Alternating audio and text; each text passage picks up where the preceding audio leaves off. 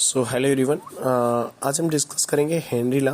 ठीक है, Henry law and the Raoult's law is very important for the annual exam as well as if you want to study in higher education, then it is very important concept for you. Okay, and the questions is also came in previous CBSE class 12th exam, and in the competitive exams questions numerical problem is also asked, and some basic applications of Henry laws is also came. ठीक है, तो इससे related आपका board में भी question आता है, NEET में भी क्वेश्चन आता है. बेसिक कॉन्सेप्ट जो हम देखते हैं अपने चारों तरफ, ठीक है, उसमें कहाँ कहाँ एप्लीकेशन है वो सारा स्टडी हम इसमें करेंगे. सो हेनरी लॉ, जैसा कि हेनरी लॉ किसके लिए एप्लीकेबल है कि ये एप्लीकेबल है for gas molecule present in liquid. किसमें प्रेजेंट है? Gas molecule present in liquid. तो ये दोनों क्या बना रहे हैं? ये आपका सोल्यूशन बना रहे हैं. क्या बना रहे हैं? सोल्यूशन बना रहे हैं. जैसे ये है, ठीक है, तो इसमें फॉर एग्जांपल हम आप गैसियस मॉलिक्यूल्स हैं ये, ठीक है, प्रेजेंट इन द लिक्विड. ठीक है, तो इसमें सॉलिड सब्सटेंस क्या है आपका? सॉल्यूट है. सॉलिड भी हो सकता है और लिक्विड भी हो सकता है. ठीक है, इन दोनों को अगर आप कंप्रेस करते हैं, मतलब क्या है, प्रेशर अप्लाई करते हैं, तो क्या इफेक्ट सॉल्युबिलिटी पे पड़ता है, ये आपका कौन लॉ बताता है? आपका हेनरी लॉ एक्सप्लेन कर रहा है, बता रहा है. ठीक है, सो सॉल्यूट पार्टिकल्स बेसिकली इसमें आपका गैसियस मॉलिक्यूल्स लेते हैं. गैस आपके act as a solute particles present in the solvent of any solution. कहाँ प्रेजेंट है? एनी सोल्यूशन में प्रेजेंट है. ठीक है, so the basic rule is P directly proportional to the eta. Eta means it is the mole fraction. What is the? It is the mole fraction. ठीक है, already you have studies in some basic concept of chemistry as well as in the solution chemistry. ठीक है, कि what is the meaning of mole fraction. तो mole fraction आपको पता है कि mole fraction suppose that आपके किसी भी solution में ए कंपोनेंट है, बी कंपोनेंट सॉल्यूट्स के हैं, तो मोल फ्रैक्शन आप ए निकालना है तो आपके मोल्स ऊपर आ जाएंगे जिसका निकालना होता है upon total moles of solution, means Na plus Nb. ये तो आपका फार्मूला हुआ. मींस क्या है?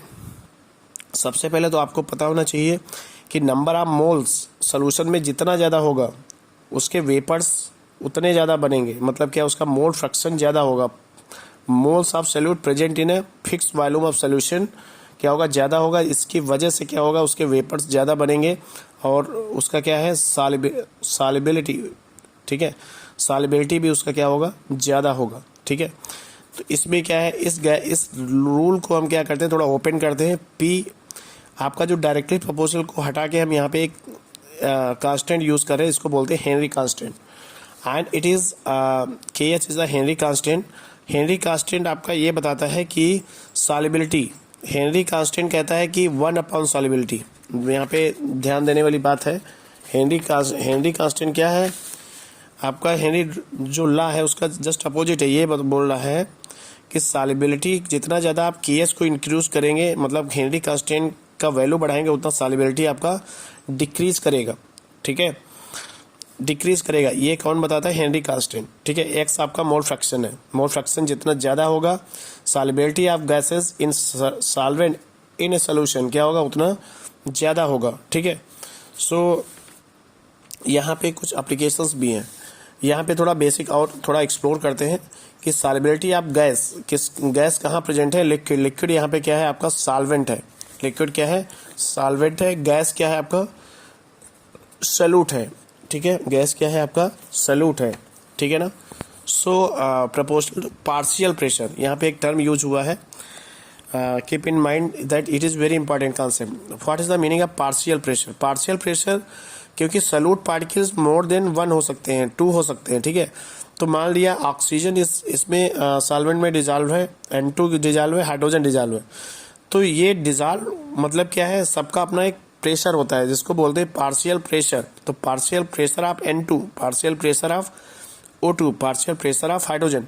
ठीक है, और ये प्रेजेंट कहाँ पे है? आपकी सोल्यूशन की सरफेस पे प्रेजेंट है. ठीक है, तो जो फिनोमिनन आपका इन्वॉल्व है ये लिक्विड सरफेस पे इन्वॉल्व है. ठीक है, ये तो पार्शियल प्रेशर जितना बढ़ाएंगे सॉल्युबिलिटी उतना ज़्यादा बढ़ेगा. ये कौन कह रहा है? राउल्स लॉ कह रहा है. ठीक, solubility directly proportional to P gas. यहाँ पे P जो लिया गया है टोटल गैस का लिया गया है. ठीक है, above the surface of the liquid above the surface of liquid present in the solution, ठीक है। तो ये आपका पार्शियल प्रेशर। पार्शियल प्रेशर में आप कंफ्यूज मत हो, पार्शियल प्रेशर किसको बोलते हैं कि एक पर्टिकुलर सॉल्यूट का लेके चल रहे हैं, ठीक है। अब इसका एप्लीकेशन देख लेते हैं। जैसे कोल्ड ड्रिंक्स है, कोल्ड ड्रिंक्स की बोतल लगभग सभी स्टूडेंट्स कोल्ड ड्रिंक्स का यूज़ किए होंगे। इसमें CO2 आपका डिजॉल्व होता है सोडा वाटर में हाई परसेंटेज में, अप्लाइंग द हाई प्रेशर। अब हाई प्रेशर देख के उसको कॉक लगा दिया जाता है और उसके अंदर बहुत ज़्यादा प्रेशर होता है CO2 का। सॉल्युबिलिटी CO2 का बहुत ज़्यादा होता है। आपको CO2 का कब ज़्यादा होगा, जब हाई प्रेशर अप्लाई करते हो। मतलब क्या, सॉल्युबिलिटी इंक्रीज करने के लिए हमने क्या किया, CO2 सॉल्युबिलिटी किसका, CO2 का। CO2 क्या है, यहाँ पे सॉल्यूट है। इन सॉल्वेंट क्या है, सोडा वाटर। तो सॉल्युबिलिटी CO2 को मिक्स करने के लिए हमने क्या अप्लाई किया, हाई प्रेशर, ठीक है। हाई प्रेशर अप्लाई किया तो सॉल्युबल हो गया। बट जब भी आप ओपन करते हो कार के, यहाँ पे होता क्या है, एटमॉस्फेरिक प्रेशर सबको पता है 1 एटमॉस्फेयर होता है। तो यहाँ बाहर एक्सटर्नल क्या है, प्रेशर कम है, बट अंदर प्रेशर बॉटल के क्या ज़्यादा है।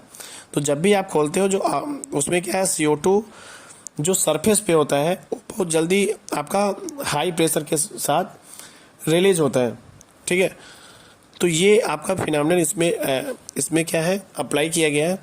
सेकेंड, एनॉक्सिया के केस में, एनॉक्सिया क्या होता है, मेंटल कन्फ्यूजन होता है due to decrease of the oxygen supply in blood at other tissues. But mental means जब भी माइंड में आपका ऑक्सीजन की कमी होता है, आपको कन्फ्यूजन, डिल्यूशन जैसा लगता है। And here one disease is known as anoxia, इसको बोलते हैं एनॉक्सिया, ठीक है। ये डिसीज का नाम है। सॉल्युबिलिटी ऑक्सीजन का कम होता है, ठीक है, ब्लड में, और इससे रेस्पिरेटरी डिसऑर्डर भी हो सकते हैं किसी पर्सन को। तो ये भी एक एप्लीकेशन है एनॉक्सिया में। तो फिर है डीप सी ड्राइवर्स, जिसको स्क्रू ड्राइवर्स बोलते हैं। उसमें क्या होता है, स्क्रू ड्राइवर जब भी कोई ड्राइवर सी लेवल के नीचे जाता है वहाँ पे प्रेशर ज़्यादा हो जाता है। जस्ट रिवर्स इसका है, प्रेशर ज़्यादा होता है। प्रेशर ज़्यादा होने की वजह से, इसका एक्चुअली रिवर्स है। प्रेशर ज़्यादा होने से solubility of the other gases, solubility gases मतलब नाइट्रोजन, ऑक्सीजन, बहुत ज़्यादा परसेंटेज उसकी बॉडी में हो जाएगा, क्योंकि वहाँ पे प्रेशर ज़्यादा है। प्रेशर ज़्यादा है मीन्स सॉल्युबिलिटी ऑफ गैसेस ज़्यादा होगा हेनरी लॉ के अकॉर्डिंग। तो यहाँ पे ज़्यादा हो जाता है। तो उसको क्या होता है, अब ये भी एक प्रॉब्लम है, जब भी आपके बॉडी के अंदर अदर गैसेस का परसेंटेज ज़्यादा होगा, तो जब आप बाहर आएंगे, सी के बाहर आएंगे, तब आपकी टोन्स मतलब मीन्स मसल्स में, कैपिलरीज में उस गैसेस का परसेंटेज ज़्यादा होगा। बबल फॉर्म में होता है, ठीक है, बबल फॉर्म में आपको दिखाई देगा, और एक डिसीज बेंड्स टाइप का आपको दिखेगा। तो ये भी एक प्रॉब्लम है, मेडिकल सिचुएशन है, जो कि हेनरी लॉ यहाँ पे अप्लाई हो रहा है, ठीक है। तो ये सारे एप्लीकेशंस है, ये सारे रीजन्स है कि actually what happens here. So ये हेनरी लॉ आपका बहुत इंपॉर्टेंट है for the competitive exams, for the research purpose, for the your academic, for and the other reason जानने के लिए कि ऐसा क्यों होता है। फिर इसमें तो ये आपका हेनरी लॉ हो गया, मैंने अच्छे से एक्सप्लेन भी कर दिया इसको। अब हम यहीं पे आपका एक लॉ है जिसको बोलते हैं राउल्ट्स लॉ, ठीक है। तो यहाँ पे ही पढ़ते हैं क्योंकि आपको डिफरेंस पता चलेगा। तो राउल्ट्स लॉ पढ़ने के लिए 2 सोल्यूशन मैंने ले लिया। दोनों सोल्यूशन में एक सॉल्यूट पार्टिकल ए है, एक सॉल्यूट पार्टिकल बी है, ठीक है। पार्शियल प्रेशर प्योर लिक्विड है इसमें, प्योर, क्योंकि प्योर मीन्स क्यों बोला, क्योंकि जब सोल्यूशन होता है तो इम्प्योर हो जाता है सॉल्यूट पार्टिकल जब 2 होते हैं। बट यहाँ पे आपका वेपर प्रेशर, यहाँ पे लिक्विड ए है, लिक्विड बी है, प्योर फॉर्म में है, इसलिए P0 ए यहाँ पे प्रेशर को मैंने डिनोट किया है। तो vapour pressure of pure A, vapour pressure of pure B, ठीक है। दोनों वोलाटाइल है, वोलाटाइल मतलब वेपर फॉर्मेशन की टेंडेंसी दोनों में अच्छी है, ठीक है। फिर आपका जब भी सोल्यूशन बनता है तो पार्शियल प्रेशर ऑफ ए कहा जाता है, पार्शियल प्रेशर ऑफ बी कहा जाता है। यहाँ पे क्या है, वेपर प्रेशर हमने क्या है डिनोट किया है P0। यहाँ पे जो वेपर प्रेशर डिनोट किया है it is the PA, partial pressure of A, ठीक है, पार्शियल प्रेशर ऑफ ए, क्योंकि ये इम्प्योर फॉर्म में हो गए जब मिक्स हो रहा है। तो यहाँ पे it is directly proportional to the mole fraction of A, mole fraction of B. जब भी आप पार्शियल प्रेशर ऑफ ए निकालेंगे, it directly proportional to the mole fraction of A, it is mole fraction of B. ये कहता है आपका कौन, Raoult's law. ए भी आपका जितना ज़्यादा मोल्स बढ़ाओगे उतना ज़्यादा वेपराइजेशन प्रोसेस होगा, वेपर फॉर्मेशन की टेंडेंसी उतनी ज़्यादा होगी, ठीक है। तो जब भी आप मोल्स जितना ज़्यादा होगा, मोल फ्रैक्शन ज़्यादा होगा, इवापोरेशन रेट ज़्यादा होगा, वेपर प्रेशर ज़्यादा होगा। ये आपका बेसिक फंडामेंटल है। न्यूमेरिकल प्रॉब्लम्स में आपको कुछ प्रॉब्लम्स, इसमें कुछ न्यूमेरिकल्स के लिए आपको कुछ याद रखना है। जैसे पी ए, जब भी यहाँ पे पी ए ये हटाओगे आप डायरेक्टली तो आपका पी नॉट ए आ जाएगा, pure partial pressure of pure A, solute particle of A. तो इसको मैंने यहाँ पे टोटल वेपर प्रेशर ए को मैंने यहाँ पे 1 मान लिया, बी को हमने 2 मान लिया, तो एक P not a plus P not be minus partial pressure of P1 और X2। इसको हम इस तरह से भी लिख सकते हैं, और ये P not 1 X1 P not 2 X2, ये P not A P not be. ठीक है, तो ये इसको बोलते हैं डाल्टन्स लॉ। तो डाल्टन्स लॉ भी एक राउल्ट्स लॉ में पढ़ना पड़ रहा है यहाँ पे। और यहाँ पे for mole fraction in vapour phase A, ठीक है, निकालने के लिए आपको partial pressure of A upon total vapour pressure आपको निकालना पड़ेगा। ठीक है, वेपर मोल फ्रैक्शन ये आप पढ़ चुके हो कि mole fraction A plus mole fraction B equal to 1 होता है। Y A mole fraction in vapour phase is to mole fraction of other B in vapour phase equal to 1 होगा। तो यहाँ पे एप्लीकेशन एक्चुअली इससे आता है, इसलिए मैंने ये थोड़ा एक पास लिख के बता दिया। जैसे फॉर एग्जांपल यहाँ पे एक न्यूमेरिकल बहुत अच्छा है, एनसीईआरटी में भी दिया है और शायद 4 मार्क्स का पूछा भी जाए, जिसमें दे रखा है कि P not a vapour pressure of chloroform, vapour pressure of DCM दोनों का दे रखा है।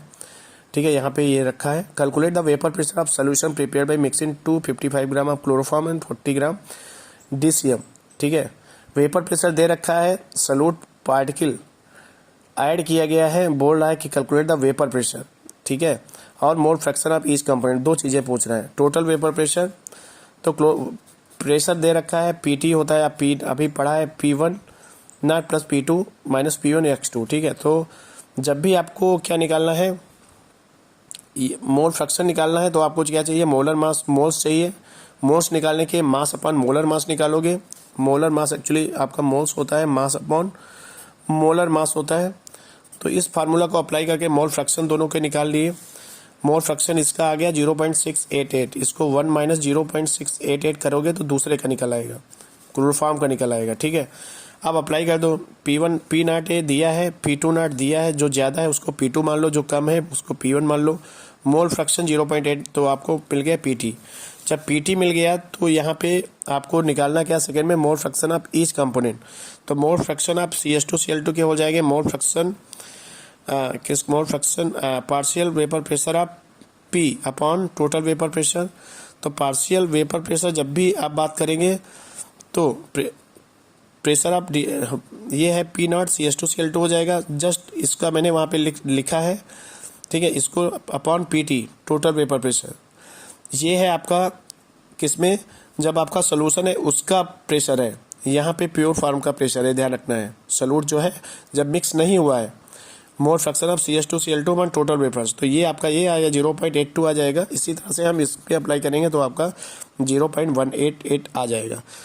दोनों को अगर आप दोनों को CH2Cl2 और CH दोनों को अगर मिक्स करोगे तो इक्वल टू 1 आ जाएगा।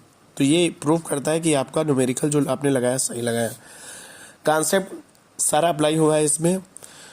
ठीक है, तो आपका ये राउल्ट्स लॉ और ये चीज़ें दोनों यहाँ पे क्या हो रहा है, क्लियर हो रहा है। ठीक है, सो अच्छा, अगर आपको ये सारे कॉन्सेप्ट समझ में आ गए हैं, नहीं भी आए हैं तो आप कमेंट करिए, हम इसको फिर से एक्सप्लेन करेंगे अलग वीडियो बना के। बट मेरा मोटो ये है कि आपको जितने पॉइंट्स मैंने कवर किए हैं वो आपको आने चाहिए। ठीक है, so thank you for all and बने रहिए हमारे चैनल पे for learning of physical chemistry, organic and inorganic chemistry. ठीक है, for 11th and 12th class.